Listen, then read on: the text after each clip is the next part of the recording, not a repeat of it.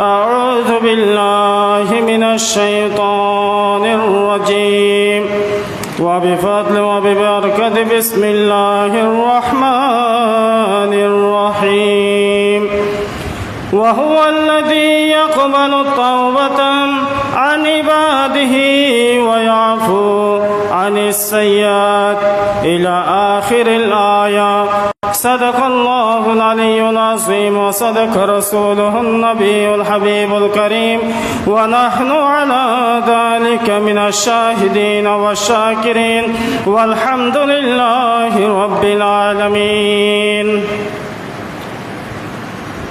ঐতিহ্যবাহী আহনের পাড়া মসজিদে কাদরিয়ায় পবিত্র জুমার নামাজ আদায়ের জন্য উপস্থিত হয়েছেন সম্মানিত মুসল্লিয়ানে কেরাম ওয়া মুরব্বিয়ানে আযম, নওজওয়ান যুবক ভাইরা,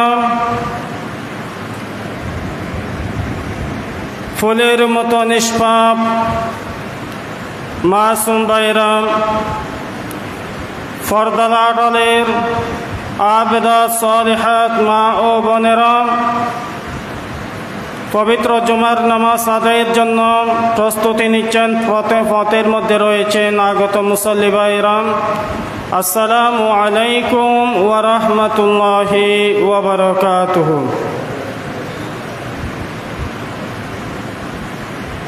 সর্বপ্রথম মহান রব্বুল আলামিনের দরবারে অযুত নিযুত শুকরিয়া জ্ঞাপন করতেছি যে মহান রব্বুল আলামিন আমাদেরকে যাচাই বাছাই করে গত জুমা পর হতে নিয়ে আজকের এই জুমাবার পর্যন্ত আমাদের হায়াতের মধ্যে বরকত দিয়েছেন। হায়াতের মধ্যে বরকত দিয়ে আমাদেরকে অসুস্থ রাখেন নয়, সুস্থ রেখেছেন। সুস্থ রেখে আমাদেরকে মসজিদে আসার জন্য, বসার জন্য, ওয়াজ নসিহত শ্রবণ করার জন্য, বলার জন্য তৌফিক দিয়েছেন। সে মহান রব্বুল আলামিনের দরবারে সবাই একবার কালিমাতুশ শুকর আদায় করি, সবাই বলে আলহামদুলিল্লাহ। সাথে সাথে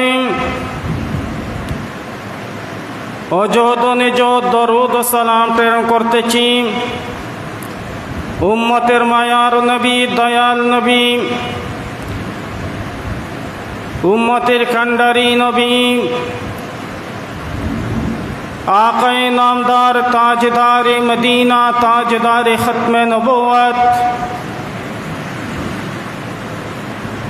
হুজুর মুহাম্মদ রাসূলুল্লাহ সাল্লাল্লাহু আলাইহি ওয়াসাল্লামের নূরানী দরবারের মধ্যে অযুত নিযুত সালাত ও সালাম, দরুদ সালাম প্রেরণ করতেছি। সাথে সাথে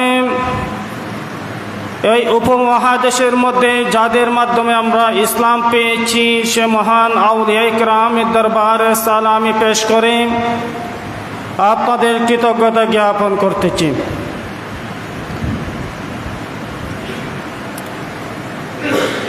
সম্মানিত মুসল্লিয়ানে কেরাম, আজকে হচ্ছে আমাদের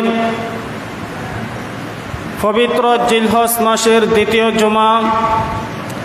গতকালকে আমাদের পবিত্র ঈদ উল আযহা তথা কোরবানির ঈদ আমরা উদযাপন করেছি। আজকে আমরা ঈদ উল আযহা কোরবানির ঈদের পরদিন আরেকটা ঈদ আমরা উদযাপন করতেছি। এটা হচ্ছে ইয়াউমুল জুমআ। ইয়াউমুল জুমআতি ইয়াউমুল ঈদ। এই আজকের এই জুমাবারকে বলা হয় গরিবের জন্য হজের দিন। গরিবের জন্য হজের দিন। আবার এই জুমা মুবারককে ঈদ বলে অবহিত করেছেন। তো গতকালকে আমরা ঈদ উল আযহা উদযাপন করার পর লাগাতার মাঝখানে কোনো একটা গ্যাপ ছাড়া আজকে আমরা জুমার ঈদ আমরা উদযাপন করতেছি। সবাই বলে সুবহানাল্লাহ। আল্লাহ পাক রব্বুল আলামিন আমাদেরকে দুনিয়ার জমিনের মধ্যে পাঠিয়েছেন, দুনিয়ার মধ্যে আমাদেরকে প্রেরণ করেছেন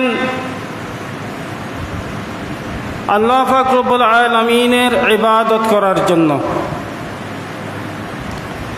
আল্লাহ পাক রব্বুল আলামিনের ইবাদত করার জন্য। আমরা দুনিয়ায় এসে দুই ধরনের মানুষ হয়ে যায়।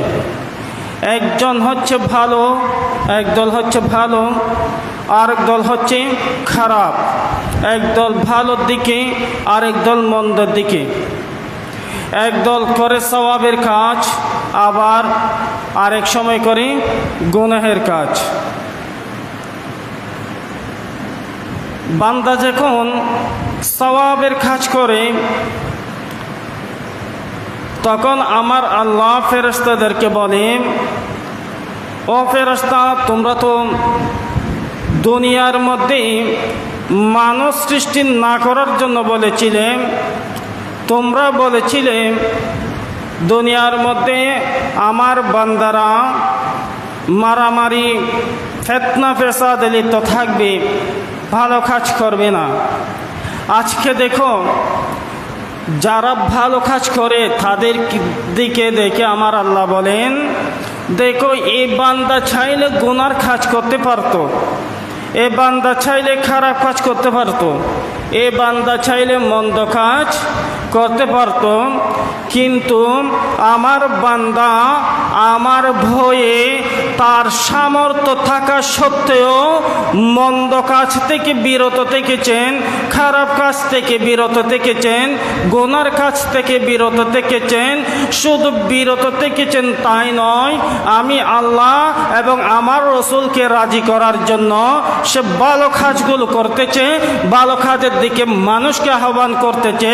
তাহলে তোমরা ফেরেশতারা সাক্ষী থাকো, আমি আমার ওই বান্দাকে ক্ষমা করে দিলাম। সুবহানাল্লাহ। আজকের খুতবার মধ্যে এসেছে তওবা সম্পর্কে। আমরা দুনিয়ার মধ্যে অনেক সময় আমরা খারাপ কাজ, মন্দ কাজের মধ্যে আমরা লিপ্ত থাকি, আমরা মারামারির মধ্যে লিপ্ত থাকি, আমরা ফিতনা ফেসাদে লিপ্ত থাকি, আমরা ঝগড়া বিবাদে লিপ্ত থাকি, আমরা আরেকজনের আইলটালাটেলি নিয়ে আমরা লিপ্ত থাকি, আমরা আরেকজনকে কিভাবে আমরা ক্ষতি করতে পারবো সেই চিন্তায় আমরা মগ্ন থাকি। অনেক সময় দেখা যায় মানুষ তার ভালোর কথা চিন্তা করা বাদ দিয়ে আরেকজনকে কিভাবে ক্ষতি করবে ওই চিন্তার মধ্যে বেশি লিপ্ত থাকে। নিজের ভালো কোন দিকে হবে এই চিন্তা তার কাছে নাই, কিন্তু আরেকজনের ক্ষতি কিভাবে করবে সেই চিন্তায় তার ঘুম হয় না।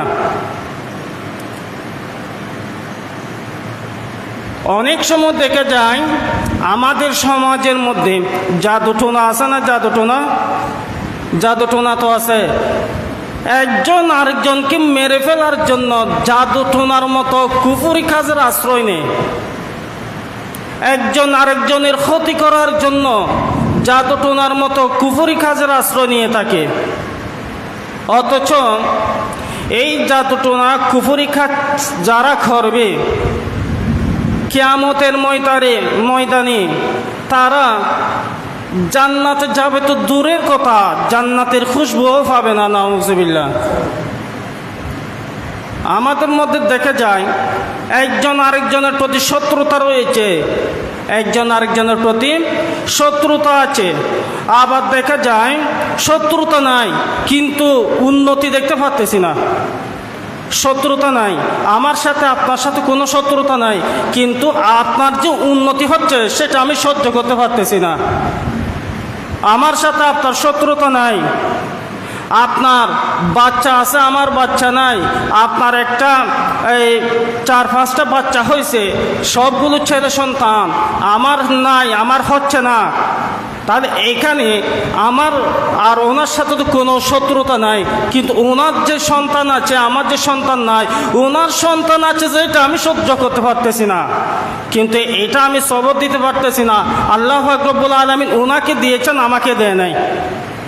আল্লাহ পাক রব্বুল আলামিন ওনাকে দিয়েছেন, আমাকে দেয় নাই। আবার অনেক সময় দেখা যায় দুজনের সন্তান আছে, আপনারও আছে সন্তান, আমারও সন্তান আছে, কিন্তু আমার সন্তানগুলোকে আমি সুপথে পরিচালনা করতে পারি নাই, আমার সন্তানকে আমি নৈতিক শিক্ষা দিতে পারি নাই, আমার সন্তানকে আমি নামাজের শিক্ষা দিতে পারি নাই, আমার সন্তানকে আমি লেখাপড়া করাতে পারি নাই। আপনার সন্তানকে আপনি নৈতিক শিক্ষা দিতে পেরেছেন, আপনার সন্তানকে আপনি লেখাপড়া করাইতে পেরেছেন, একইভাবে আপনার সন্তানকে আপনি সুপথে পরিচালনা করতে পেরেছেন, আপনার সন্তানকে আপনি মানুষের মতো মানুষ হিসেবে গড়ে তুলতে পেরেছেন, কিন্তু আমি পারি নাই। এখানেও দেখা যায় ওনার সন্তানগুলো ভালো কেন, এটাও আমি সহ্য করতে পারতেছি না। ওনার সন্তান ভালো কেন, ওনার সন্তানকে দেখলে মানুষ শ্রদ্ধাবোধ করে, মানুষ শ্রদ্ধা করে। আমার সন্তানকে দেখলে, ওকে দেখলে আমাকে সহ গালি দেয়, আর ওনার সন্তানকে দেখলে মানুষ শ্রদ্ধা করে। ওই যে ওনার সন্তানকে দেখলে মানুষ শ্রদ্ধা করে, এটা আমি সহ্য করতে পারতেছি না। বরঞ্চ আমার সন্তানকে যে দেখে মানুষ আমাকে সহ গালি দিচ্ছে, এই চিন্তা আমার নাই। আর আপনার সন্তানকে দেখলে মানুষ শ্রদ্ধা করতেছে, এটা আমি সহ্য করতে পারতেছি না। এই সমস্ত বিভিন্ন খুঁটিনাটির জিনিসগুলো নিয়ে অসহ্য হয়ে যায় মানুষ, সহ্য করতে পারে না, দুশ্মনী করে, জাদুটোনার আশ্রয় নিয়ে থাকে যেন ওদের ক্ষতি করা যায়। এই সমস্ত কুফুরি কাজ যারা করবে, কুফুরি কাজ যারা করবে, তারা ঈমান থেকে হারিস হয়ে যাবে। কেন হারিস হবে? কারণ একজন মুসলমানের মধ্যে সিবাবুল মুসলিমি ফুসুকুন ওয়া কিতালুহু কুফরুন। আপনি মুসলমান হয়ে আরেকজন মুসলমানকে আপনি গালমন্দ করা, এটা ফাসিকি কাজ, গুনাহের কাজ, কবিরা গুনাহ। আর আপনি মুসলমান হয়ে আরেকজন মুসলমানকে হত্যা করা, হত্যার জন্য চেষ্টা করা, এটা কুফরি। হায়াত এবং মওত সবগুলো আল্লাহর পক্ষ থেকে নির্ধারিত। যে মওতের সময় যখন হয়ে যাবে, হায়াত যখন ফুরিয়ে যাবে, যে কোনো মাধ্যমে তার মৃত্যু হবে, কিন্তু তার মৃত্যুর কারণটা যেন আপনি না হন। তার মৃত্যুর কারণটা যেন আপনার এই জাদুবিদ্যা, আপনার এই জাদুটোনা বা আপনার যে ক্ষতি করার মন মানসিকতা রয়েছে, এটা যেন আপনি না হন।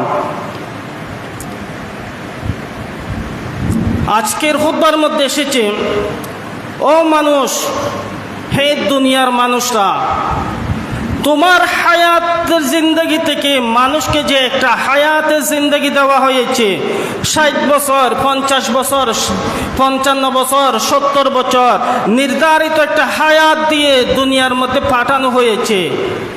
হে দুনিয়ার মানুষ, তোমার সেই 60 বছর থেকে 30 বছর অতিবাহিত হয়ে গেছে, তোমার সেই 60 বছর থেকে 35 বছর, 40 বছর চলে গেল, তোমার সেই 60 বছর থেকে 50 বছর চলে গেল। কখন তুমি আল্লাহর দিকে ফিরবে? কখন তুমি ভালো কাজে আসবে? কখন তুমি দুনিয়ার চিন্তা বাদ দিয়ে, দুনিয়ার চিন্তা থেকে ফারেক হয়ে, কখন তুমি আখিরাতের সামান জোগাড় করবে? কখন তুমি মৃত্যুর সামান জোগাড় করবে? কখন তুমি নামাজের দিকে আসবে? কখন তুমি ভালো কাজের দিকে আসবে? হায়াত তো চলে যাচ্ছে তোমার। আমাদের যে হায়াত রয়েছে, আমরা বলি বয়স বাড়তেছে, বয়স বাড়তেছে।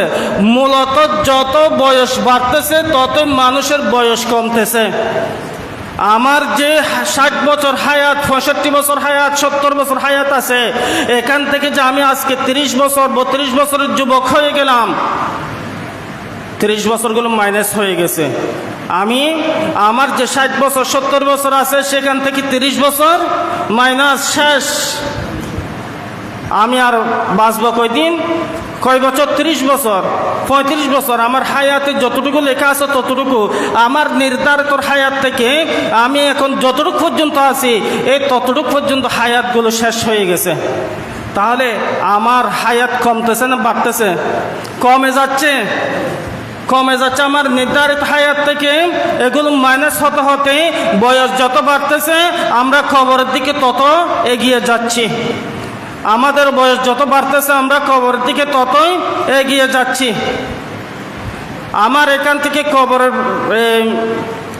দূরত্ব যদি 100 কদম হয় তাহলে আমার 30 কদম শেষ। এখান থেকে ওখানে কবরস্থান, তাহলে এখান থেকে যদি আমি ওখানে যাই ওটাই আমি আরো কাছে গেলাম না? কাছে গিয়েছি আমি। তো যত মানুষের বয়স বাড়তেছে, যত মানুষের বয়স উপরের দিকে যাচ্ছে, তত কবর দিকে মানুষ এগিয়ে যাচ্ছে।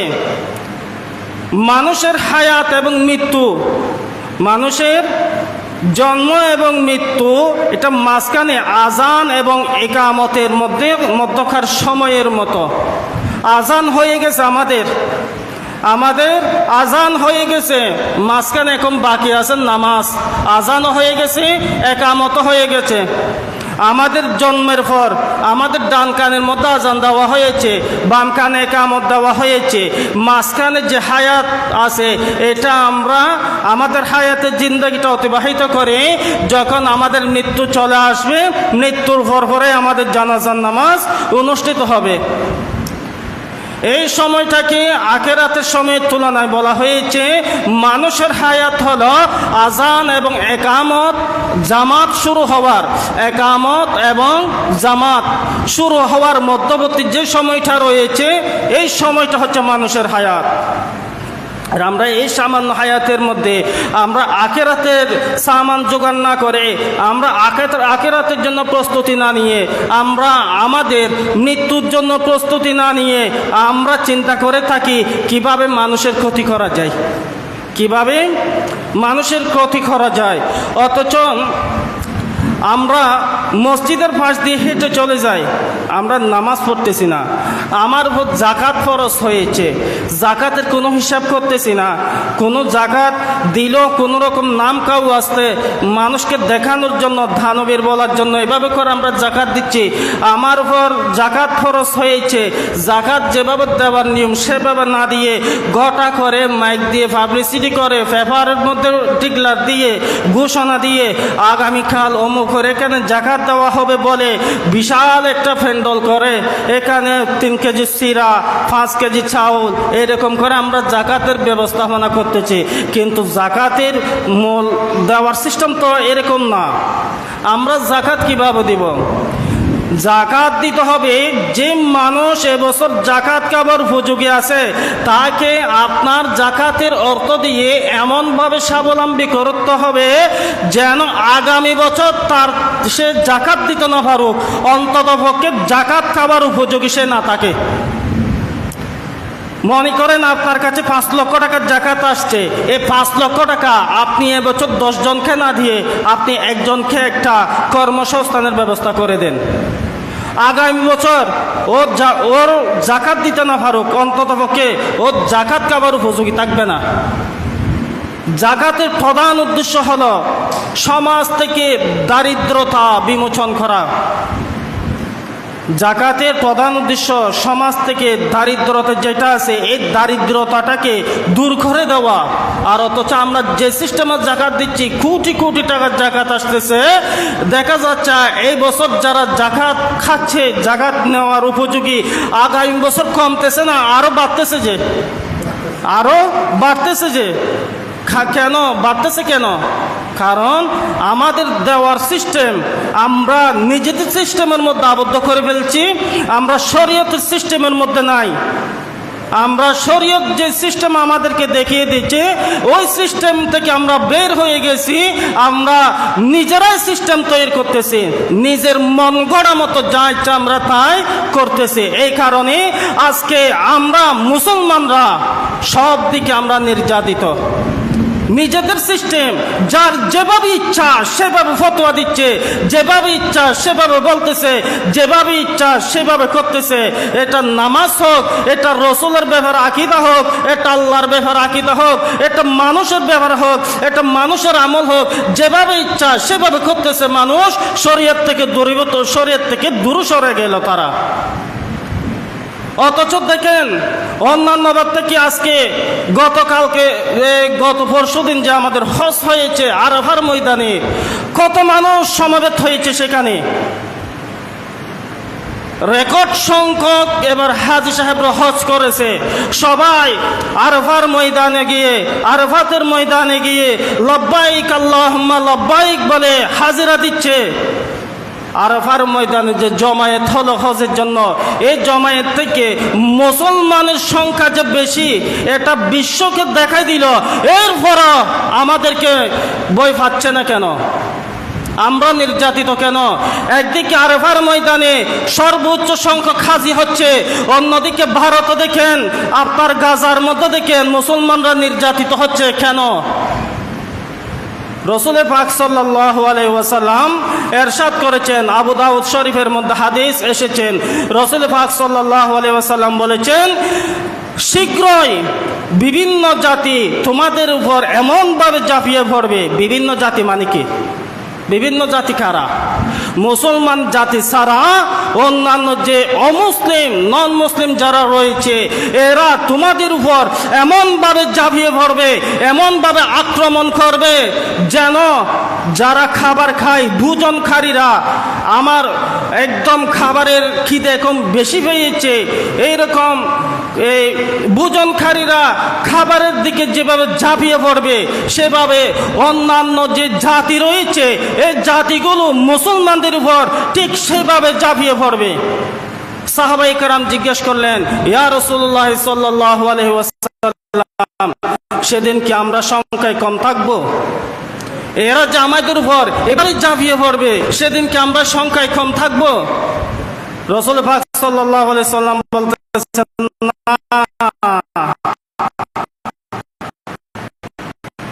ইরশাদ করছেন, রাসূলুল্লাহ সাল্লাল্লাহু আলাইহি ওয়াসাল্লাম বলতেন, না, বরং আজকে তোমার উপর তাদেরকে অনেক অনেক গুণ বেশি হবে সেদিন।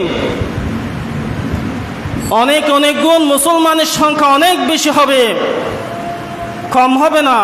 কিন্তু তারপরও মুসলমানগণ নির্যাতিত হতে থাকবে। কেন? সেদিন মুসলমানগণ হবে ফেনার মতো দুর্বল। আমি আরবি এবারটা পড়তেছি না সময়ের সংক্ষিপ্ততার কারণে, শুধুমাত্র বাংলাটাই বলে দিচ্ছি। আবু দাউদ শরীফের হাদিস, রাসূল পাক সাল্লাল্লাহু আলাইহি ওয়াসাল্লাম সাহাবায়ে কেরামকে নিয়ে মজলিসের মধ্যে যে মজলিস মুবারক করেছেন, সে মজলিসের মধ্যে বলতেছেন, তোমরা দেখবে অতি শীঘ্রই বিভিন্ন জাতি মুসলমানদের উপর এমনভাবে ঝাঁপিয়ে পড়বে যেমন ভোজনকারীরা, খাবার অন্বেষণকারীরা, খাবারের জন্য এই পেটে খিদে, একদম পেটে খিদে পাগল হয়ে গেছে, এইরকম মানুষ যদি খাবারের সন্ধান পায়, যেভাবে ঝাঁপিয়ে পড়বে খাবারের দিকে, ঠিক একইভাবে বরঞ্চ তার চেয়ে বেশি অমুসলিমরা মুসলমানের উপর নির্যাতন শুরু করবে, অমুসলিমরা মুসলমানের উপর নির্যাতন করবে। সাহাবায়ে কেরাম আরজ করলেন, ইয়া রাসূলুল্লাহ সাল্লাল্লাহু আলাইহি ওয়াসাল্লাম, সেদিন কি মুসলমানের সংখ্যা কম থাকবে? রাসূল পাক সাল্লাল্লাহু আলাইহি ওয়াসাল্লাম উত্তর দিলেন, না না, সেদিন মুসলমানের সংখ্যা কম থাকবে না, বরং সেদিন মুসলমানের সংখ্যা অনেক অনেক হবে, কিন্তু মুসলমানগণ ফেনার মতো দুর্বল হবে। বাতাস আসলে যেভাবে সরে যায়, ফেনা গাছের মধ্যে, পুকুরের মধ্যে যে ফেনা আছে, এগুলো একটা পানির বাড়ি খেলেও সরে যায়, মুসলমানগণ সেভাবে দুর্বল হয়ে থাকবে। কেন? আর অমুসলমানদের অন্তরে মুসলমানদের উপর যে একটা ভয় থাকে, ওই ভয়টা তুলে নিবে।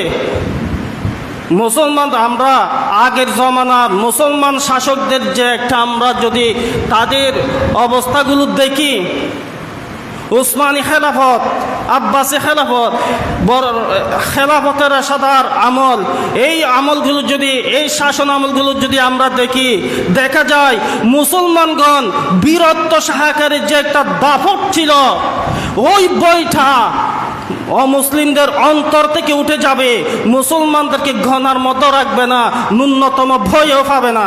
কেন পাবে না? কারণ হচ্ছে আল্লাহ মুসলমানদের অন্তরের মধ্যে এমন একটা জিনিস দিয়ে দিবেন, ওয়াহন মানে কি? ওয়াহন হচ্ছে দুনিয়ার প্রতি অতিরিক্ত ভালোবাসা, দুনিয়ার ভালোবাসার মধ্যে ডুবে যাওয়া। দুনিয়াবি যে আমার পরিবার রয়েছে, পরিজন রয়েছে, চাকরি বাকরি, অর্থ পয়সা, মানুষ দুনিয়াবি মোহের মধ্যে ডুবে যাওয়া, দুনিয়ার প্রতি ভালোবাসা বেড়ে যাওয়া এবং আল্লাহর রাস্তায় শহীদ হওয়াকে অপছন্দ করা। মানুষদের অন্তর থেকে আল্লাহর রাস্তায় শহীদ হওয়া এটা অপছন্দ হয়ে যাবে, ভয় পাবে। সেজন্য আজকে দেখা যায় কোনো একটা কিছুর ডাক আসলে আমরা ঘরের মধ্যে বসে থাকি। যারা রাস্তার মধ্যে গেল বিভিন্ন প্রতিবাদে যায়, ওরা এই মুষ্টিময় যারা যায় এরা সব সময় যায়, আর আমরা যারা যাই না এখানে পুকুরে ঘাটে, রাস্তাঘাটে, চায়ের দোকানে বসে বসে আমরা তাদের সমালোচনা করি। মানুষ আল্লাহর রাস্তায় জিহাদ করাকে অপছন্দ করবে, আল্লাহর রাস্তায় শহীদ হওয়াকে অপছন্দ করবে এবং মানুষ দুনিয়ার প্রতি ডুবে যাবে। দুনিয়ার ভালোবাসা সে অন্ধকারে নিমজ্জিত হয়ে যাবে, দুনিয়ার মোহে পড়ে সে সৎ পথ থেকে বিপথে গিয়ে, সৎ পথ থেকে ছুটে গিয়ে অসৎ পথের দিকে মানুষ ঝুঁকে পড়বে। তখন মুসলমানদের যে একটা দাপট রয়েছে, ওই দাপট মুসলমানদেরকে যে অমুসলিমরা আগে নাম শুনলে যে একটা ভয় পেত, এই ভয়টা তাদের থেকে উঠে যাবে, মুসলমানগণ নির্যাতিত থাকবে। আজকে দেখেন আপনি গাজার মধ্যে, ভারতের মধ্যে মুসলমানগণ কিভাবে নির্যাতিত হচ্ছে, অথচ আরাফার ময়দানে সর্বোচ্চ সংখ্যক হাজি, সর্বোচ্চ সংখ্যক এবার জমায়েত হয়েছে। একদিকে সর্বোচ্চ সংখ্যক জমায়েত আল্লাহ লব্বাইক আল্লাহুম্মা লব্বাইক বলে হাজিরা দিচ্ছে, মুসলমানদের সংখ্যার জানান দিচ্ছে, অন্যদিকে মুসলমানের উপর অত্যাচার, কিন্তু কোথাও কোনো প্রতিবাদ নাই। অথচ আল মুসলিমু আহুল মুসলিম, আমি মুসলমান হিসেবে সৌদি আরবের যে মুসলমান আছে ওটাও আমার ভাই, ভারতের মধ্যে যে মুসলমান আছে সেও আমার ভাই, পাকিস্তানের মধ্যে যে মুসলমান আছে সেও আমার ভাই, বার্মার মধ্যে যে মুসলমান আছে সেও আমার ভাই, বিশ্বের অন্য প্রান্তে যদি কোনো একটা মুসলমান থাকে সেও আমার ভাই। ওই মুসলমানের অন্তরে কোন একটা যদি আঘাত হয়, আমার অন্তরে যদি ব্যথা না হয়, তাহলে বুঝে নেবেন প্রকৃত আপনি মুসলমান নন। মুসলমান এক মুসলমান, আমি যদি ডান হাত হই, আরেক মুসলমান এটা আমার শরীরের বাম হাত, এইরকম অংশ। অথচ দেখা যাচ্ছে এখন গাজার মধ্যে, ভারতের মধ্যে মুসলমানগণ, চীনের মধ্যে, এভাবে আরো বিশ্বের অনেক জায়গায় মুসলমানগণ নির্যাতিত হচ্ছে, আর আমরা এদিকে আছি আমোদ ফুর্তির মধ্যে।